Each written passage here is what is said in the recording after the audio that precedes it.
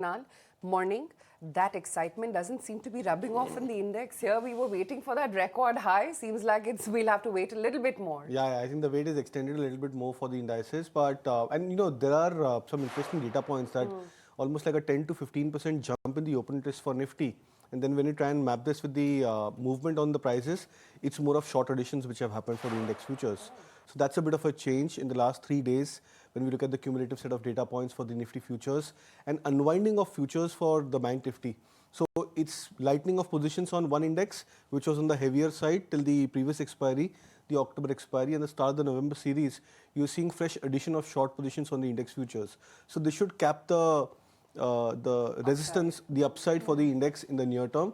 The downside is still not formed for the index. So it's a process, because then we see equilibrium points reaching in terms of open interest. That is not yet found, and that's why you're seeing that the markets are facing those intraday resistances. You're seeing that 150 point, a very easy kind of a correction which goes into the indices.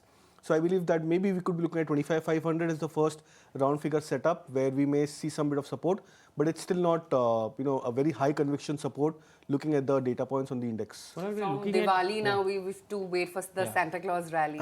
Yeah, I think I guess so. Yeah, and even the global markets, I think you're seeing some bit of trim off happening over there. I think Japanese markets, the last I saw, was down 4-5% in the last couple of days. So you are seeing some bit of profit booking across the globe. This should again impact our markets and our flows as well in the near term.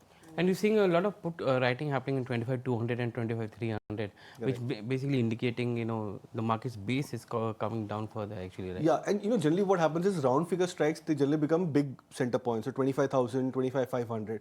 But when you have something in between, at 25,200 and 300 levels, and when the index is at 25,700 mark, for example, there's a gap of 500 points in between. So we're expecting that the index is still not settled in that support range, and that support maybe... And then the hurdle comes in between. Then the hurdle comes in between. Yeah. Get it. So what's the stock bias like this morning? So I'll go with stocks which are very high in momentum and the ones which have been relatively strong. OMCs, oil marketing companies, they've done reasonably well. We'll be bullish on BPCL even at current levels, when we'll look out for targets in the range of 384, stop loss to be kept at 365.